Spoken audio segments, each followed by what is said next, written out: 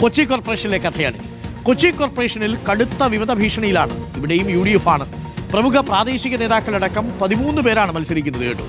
UDF Thrikkakara നിയോജക മണ്ഡലം chairman Joseph അലക്സും മുൻ ഡെപ്യൂട്ടി മേയർ KR പ്രേംകുമാറും ഉൾപ്പെടെ മത്സരരംഗത്തുണ്ട്. ആലോചിച്ചോക്കണം, തൃക്കാക്കരയിലെ നിയോജക മണ്ഡലത്തിന്റെ ചെയർമാൻ നമ്മുടെ ഉമാ തോമസ് ഉണ്ടായിരുന്ന സമയത്ത് ജോസഫ് അലക്സ്, മുൻ ഡെപ്യൂട്ടി മേയർ KR പ്രേംകുമാർ, ഇവരൊക്കെ ഇപ്പോൾ വിമതരായിട്ട് മത്സരരംഗത്തുണ്ട്. UDF പാളയത്തിൽ നിന്ന് 2 പേർ BJP സ്ഥാനാർത്ഥികളായും മത്സരിക്കുന്നുണ്ട്.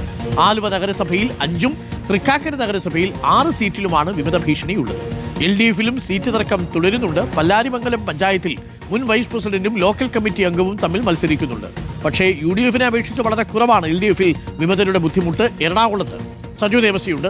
സജു, വിമതശല്യം മധ്യമേഖലയിലുണ്ട്, മധ്യകേരളത്തിലുമുണ്ട് എന്നുള്ളതാണ് നമ്മൾ മനസ്സിലാക്കുന്നത്. അത് കൂടുതലും ദോഷം ചെയ്യാൻ സാധ്യതയുള്ളത് UDF-നെ ആയിരിക്കുമോ സജോ? ഡോക്ടർ അരുൺകുമാർ, ഉറപ്പായും വിമത ഭീഷണി എന്നത് UDF-നെയാണ് ഏറ്റവും കൂടുതൽ ബാധിക്കാൻ പോകുന്നത്. അതായത് അവരെ അണിനയിപ്പിക്കാനുള്ള സാധ്യത നേതാക്കളൊക്കെ പലയിടത്തും പരിശ്രമിക്കുന്നുണ്ട്. പക്ഷേ അതിന് കഴിയാതെ പോവുകയാണെങ്കിൽ കടുത്ത വെല്ലുവിളിയായി ഇത് മാറും. കൊച്ചി കോർപ്പറേഷൻ നമുക്ക് എടുക്കാം. കൊച്ചി കോർപ്പറേഷൻ UDF-നെ സംബന്ധിച്ച് തിരികെ പിടിക്കേണ്ടതുണ്ട്. വലിയ അഭിമാന പോരാട്ടമാണ്.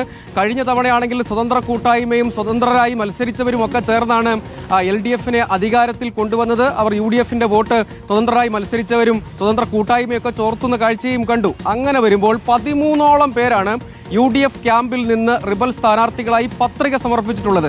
അവരെല്ലാവരും മത്സരരംഗത്ത് തുടരും എന്ന അവകാശവാദമാണ് ഇപ്പോഴും ഉന്നയിക്കുന്നത്. അങ്ങനെ വരികയാണെങ്കിൽ അത് കനത്ത വെല്ലുവിളിയായി മാറും എന്ന് മാത്രമല്ല, പ്രമുഖരുടെ സാന്നിധ്യമാണ് പ്രധാനമായും കോൺഗ്രസ് നേതൃത്വത്തെ, UDF നേതൃത്വത്തെ ഇപ്പോൾ വിഷമവൃത്തത്തിലാക്കുന്നത് എന്നത് എടുത്തു പറയേണ്ടതാണ്. അതായത് തൃക്കാക്കരയിലെ UDF-ന്റെ നിയോജക മണ്ഡലം ചെയർമാൻ, അതായത് ഉമാ തോമസിന്റെ ഉപതെരഞ്ഞെടുപ്പ് നടന്നപ്പോഴാവട്ടെ, PT തോമസിന്റെ ഇലക്ഷൻ നടന്നപ്പോഴൊക്കെ ആവട്ടെ, അതിന് ചുക്കാൻ പിടിച്ച ഒരാളാണ്.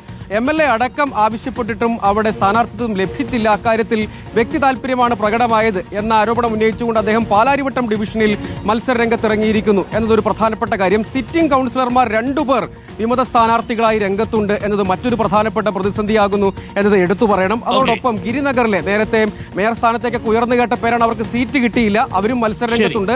അങ്ങനെ പരിശോധിക്കുമ്പോൾ കൊച്ചി കോർപ്പറേഷനിൽ കനത്ത വെല്ലുവിളിയാണ്. അതോടൊപ്പം ആലുവയിലും തൃക്കാക്കരയിലും UDF സമാന വെല്ലുവിളി നേരിടുന്നുണ്ട്. Doctor Kumar, okay, thank you. Saju ദേവസ്യാണ് വിവരങ്ങൾ നൽകിയത്. വിമതരുണ്ട് കേട്ടോ എന്നുള്ളതാണ് പ്രത്യേകം ശ്രദ്ധിക്കുക.